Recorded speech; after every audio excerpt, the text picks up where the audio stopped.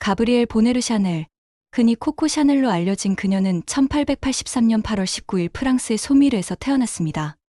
샤넬은 사생아로 그녀의 어머니는 세탁부였고 아버지는 장사를 떠돌아다니던 노점상이었습니다.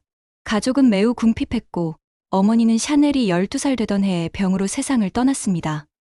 아버지는 아내의 죽음 후 가족을 버리고 샤넬과 두 자매를 오바진이라는 수도원의 고아원에 맡겼습니다. 오바진 수도원은 엄격한 규율과 절제된 생활 방식으로 유명했으며 아이들은 검소한 검은색과 흰색의 수도복을 입으며 자랐습니다. 아이러니하게도 이곳에서의 경험이 훗날 샤넬의 디자인 철학에 큰 영향을 주었습니다. 또한 수녀들은 손바느질로 술을 놓고 옷을 만들었으며 어린 샤넬도 자연스럽게 바느질 기술을 익히게 되었습니다. 이 경험이 훗날 그녀가 디자이너로서의 길을 걷는데 중요한 기반이 되었습니다.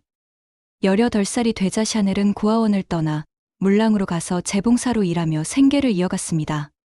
저녁이 되면 카바레에서 노래를 부르며 돈을 벌었는데 이때 코코라는 별명을 얻게 되었고 이는 그녀가 자주 부르던 노래 트로카데로에서 코코를 본 사람 있나요? 에서 따온 것이었습니다. 노래 실력은 평범했지만 샤넬의 독특한 매력과 당당한 태도는 사람들의 시선을 사로잡았습니다. 이를 계기로 상류층 인사들과의 인연도 시작되었고 특히 에티엔 발장이라는 부유한 남작과의 관계는 그녀가 새로운 삶을 경험하게 되는 계기가 되었습니다. 발장은 경마를 즐겼고 샤넬은 경마 문화를 가까이에서 접하며 말 한 장의 튼튼한 가죽과 실용적인 디자인에 흥미를 느꼈습니다. 훗날 그녀의 대표작인 퀼팅백에도 이와 유사한 패턴이 반영되었다고 전해집니다.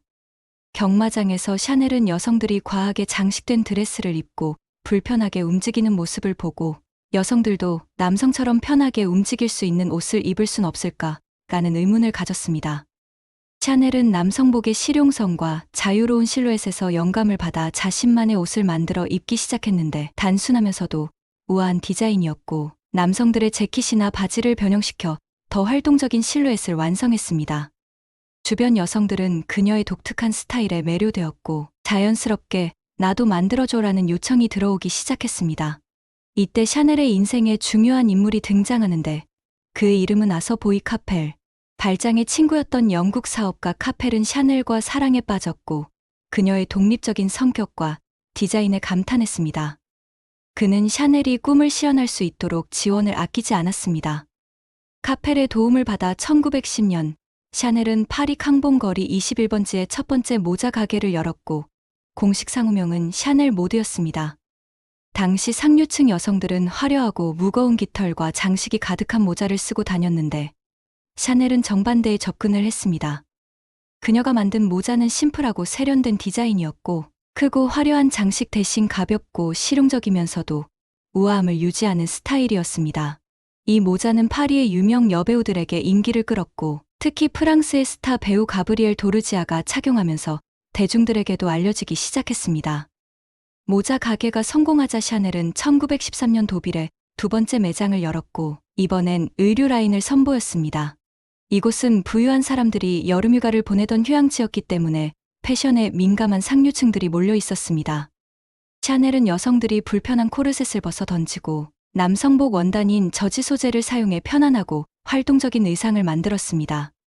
저지는 원래 속옷이나 운동복에 쓰이는 천이었기 때문에 당시 여성복에 쓰이는 건 상상도 못할 일이었지만 샤넬의 저지 드레스와 재킷, 와이드 팬츠는 여성들에게 자유를 선사했습니다. 이 혁신적인 디자인은 입소문을 타고 큰 인기를 끌었고 샤넬은 더 큰 성공을 향해 나아가게 되었습니다.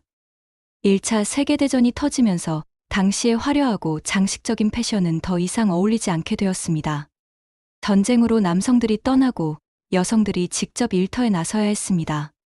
샤넬은 이 상황을 기회로 삼고 기능적이고 실용적인 옷이 필요하다는 걸 누구보다 빨리 깨닫고 미니멀한 디자인과 남성복의 요소를 더해 새로운 여성복을 만들어냈습니다. 특히 해군 유니폼에서 영감을 받은 마린룩과 단순한 스웨터, 플리츠 스커트 같은 스타일이 큰 인기를 끌었습니다. 1915년 샤넬은 비아리츠의 고급 오트쿠티르 매장을 열었고 여기서 대성공을 거두며 백만장자 디자이너로 자리 잡았습니다. 그녀는 더 이상 남자들의 도움을 받지 않고 스스로 완전히 독립한 사업가가 되었습니다. 1920년대 샤넬은 두 가지 혁신적인 아이템을 선보이며 패션 역사를 다시 썼는데, 하나는 리틀 블랙 드레스로 당시 검은색은 상복으로만 여겨졌지만, 샤넬은 이를 우아하고 세련된 패션 아이템으로 변신시켜 더 이상 슬픔이 아닌 시크함과 독립의 상징이 되었습니다. 다른 하나는 1921년에 탄생한 샤넬 넘버 5 향수입니다. 조향사 에르네스트 보와 협력하여 출시한 이 향수는 여성스러움과 자유로움을 동시에 담아낸 향기로, 여성처럼 향기나는 향수라는 당시의 관념을 깨고 여성 그 자체를 표현한 향수가 탄생하였고, 마릴린 먼로가 잠잘 때 입는 건 샤넬 넘버 5 몇 방울뿐이라고 말하면서 전설이 되었습니다. 1920년대 후반, 샤넬은 패션뿐만 아니라 하나의 완벽한 라이프스타일 브랜드를 구축하기 시작했습니다. 이 시기에 탄생한 아이코닉한 아이템들이 바로 트위드 수트, 퀼팅백 2.55, 투톤 슈즈였습니다. 남성적인 요소를 가미한 트위드 수트는 재킷과 스커트 세트로 여성들에게 권위와 우아함을 동시에 선사했습니다. 퀼팅백 2.55는 1955년 2월에 발표된 가방으로 여성들도 두 손을 자유롭게 쓸 수 있어야 한다는 샤넬의 혁신적인 철학을 담았습니다. 그리고 안쪽에 숨겨진 작은 포켓은 연애 편지를 몰래 숨겼다는 일화까지 더해져 더욱 특별한 상징이 되었습니다. 이 모든 디자인에는 하나의 공통된 메시지가 담겨 있었습니다. 여성들이 더 자유롭고 더 아름다워 보이도록 돕는다. 2차 세계대전이 터지면서 샤넬의 삶은 또다시 큰 변화를 겪었습니다. 전쟁 동안 샤넬은 파리의 부티크를 모두 닫고 향수 사업만 유지했는데, 이때 독일 장교 한스 귄터 폰 딩크라게와의 관계로 인해 논란이 일었으며, 전쟁이 끝난 후 샤넬은 스위스로 망명했고 패션계에서는 그녀를 잊어가기 시작했습니다. 이때 패션의 중심에 있던 건 크리스찬 디올이 이끄는 뉴룩이었습니다. 풍성한 스커트, 잘록한 허리, 전쟁 후 여성들이 다시 화려함을 갈망하던 시기였기 때문입니다. 샤넬은 당시의 화려한 실루엣과 다시 조여지는 허리를 보며 여성들은 다시 코르셋 속에 갇혀야 한단 말인가라고 분노했습니다. 1954년 71세의 샤넬은 패션계에 다시 돌아와 자신의 새로운 컬렉션을 발표하였는데, 프랑스의 비평가들은 싸늘했고 혹평이 이어졌습니다. 하지만 미국과 영국 시장은 달랐는데, 그레이스 켈리, 제클린 케네디, 오드리 헵번 같은 유명인들이 샤넬을 입기 시작했고, 특히 트위드 수트와 2.55백은 세련된 여성의 상징이 되었습니다. 샤넬은 이렇게 다시 한번 패션계를 장악하게 되었습니다. 1971년 1월 10일, 코코 샤넬은 그녀의 집인 리츠 호텔에서 조용히 세상을 떠났습니다. 그녀의 나이 87세였습니다.